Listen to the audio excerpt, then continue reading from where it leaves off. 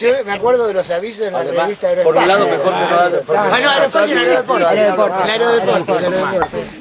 A cuota fija, era. Imagínate, a cuota fija. Aerodeportes y Aeroventas también. Yo me acuerdo de la de... Pero que me divertido, me divertí. Pero sí, Gutiérrez sin duda, seguro. ¿Cómo es el nombre tuyo? Jorge Gutiérrez. Ay, los clientes también, los clientes eran un capítulo aparte. Y Pablo Justo, sí.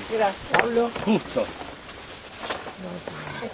Pero nunca voló, él siempre era aeromodelista, le gustaba todo el tema, qué sé yo, era un poco el capitalista también, y que es importante.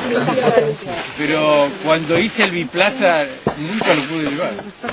Ya él tenía miedo. ¿Este lo hiciste vos? Y ese lo hice yo en esa época porque se nos había ocurrido que una de las falencias que no se vendían los aviones, porque no se le podía infundir el vicio de volar a la gente, digamos. El tipo que volaba alguna vez, lo llevaba a pasear, volvía.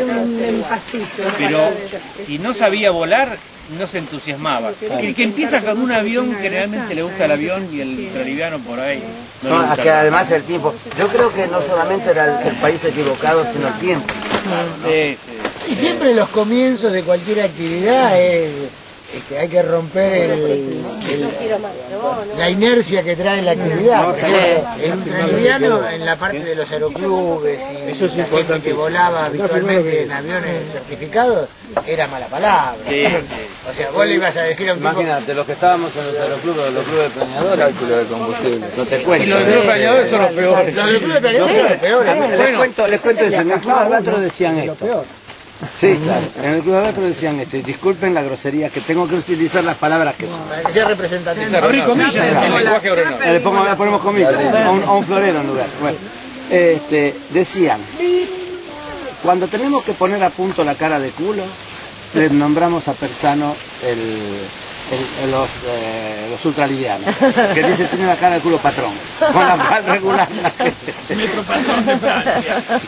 Tal cual, porque realmente era algo que yo estaba formado tan a la usanza que cambiar una bujía no, si no era el mecánico,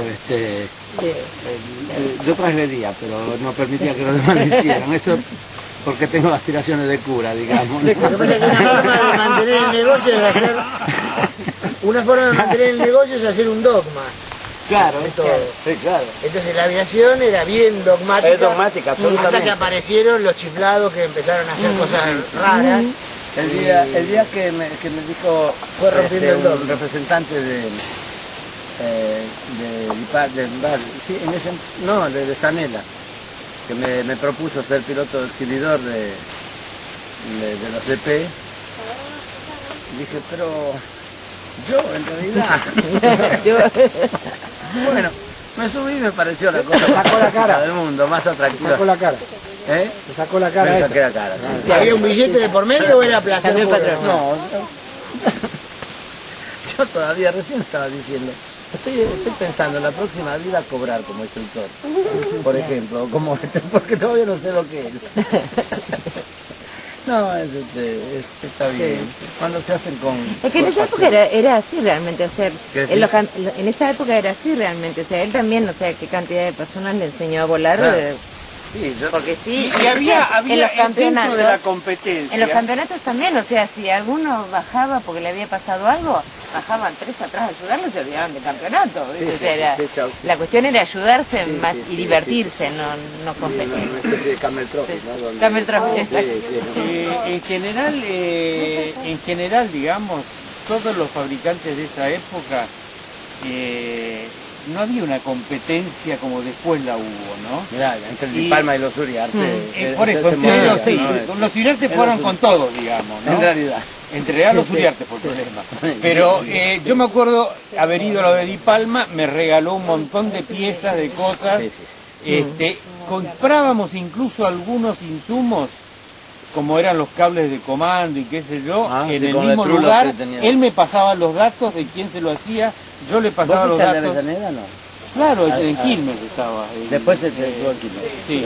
Primero Bueno, estaba en Dominica. ese me lo pasó Luis. Sí, Y, sí, yo también. y yo le pasé, por ejemplo, el que hacía los cables de comando. se lo había encontrado yo y después se lo pasé a él. Y había una onda bárbara. El mismo Müller, ¿no? Con Müller también hubo siempre onda. Ojo que también Müller estuvo acá como local una época. O sea, con Müller Él empezó acá. compartíamos acá, él vendía los Falcon y Jorge los Windows. Y era comiquísimo porque nosotros estábamos acá en este hangar y veíamos entrar los autos, ¿no? Cuando venía un auto importante, importado, qué sé yo, decía, este viene por un Falcon. Venía un Citroën y decía, viene por Windows. Claro, había una asociación. Es más, después con Müller yo terminé trabajando con ellos también. Yo le hacía compras de parte de las piezas. Incluso algunas piezas se las fabricaba yo y otras se las fabricaba Carlitos Pereira acá claro. Que Carlitos Pereira empezó trabajando conmigo, ayudándome en la parte de motores, porque yo de motores no sabía nada en esa época. Carlitos Pereira tenía acá una casa de motos y corría en moto y se preparaba sus motos y qué sé yo, y era canchero con los dos tiempos. Claro. ¿A dónde vamos a recurrir? Vamos acá a recurrir a... en real que fue el pionero de la parte ultralivianos a que empezó acá, fue el francés Jean-Claude, no sé si lo conociste, un personaje increíble, Jean-Claude Criton. Era un personaje descomunal, que tenía un cóndor que había traído, que era, ni siquiera tenía alerones, tenía wing, no winglet, tenía spoiler. Otro nombre le dan a eso, disruptores. Bueno, eso se Eso es moderno. Eso es moderno. Bueno, No, yo no conocía, no servía para nada. Jean-Claude Criton le enseñó a volar a Müller, a todo ese grupo. Y él me invitó, él era cliente mío, yo le vendía insumos, yo le vendía repuestos y le arreglaba la parte del planeador a Criton. Él venía a Martínez y me traía las piezas que rompía. Entonces, yo venía acá y empecé a venir a repararle el avión de él. Era más o menos así, ¿no? Sí, yo creo que era un poco más. Y bueno, y entonces cuando empecé a venir acá, Criton fue el que me hizo entrar acá para poder traer el avión. Entonces yo traía mi monoplaza acá, estaba Criton con la escuela y Müller que empezó, que ya lo habían echado de... una invasión progresiva. Claro, y a Müller vino porque lo echaron de Maggi.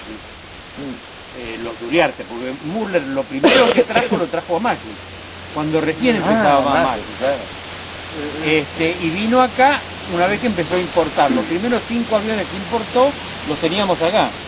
Ahora, yo creo que los Uriarte, creo que debe haber sido la empresa que nadie lamentó que se fundiera. No, exactamente. No tenían amigos, Eran ellos contra todos. eran ellos contra Es más, no todos. solamente eran ellos contra todos, o sea, ellos trataban de hacer desaparecer a los otros. Claro, eran contra, pero para eso, para destruir.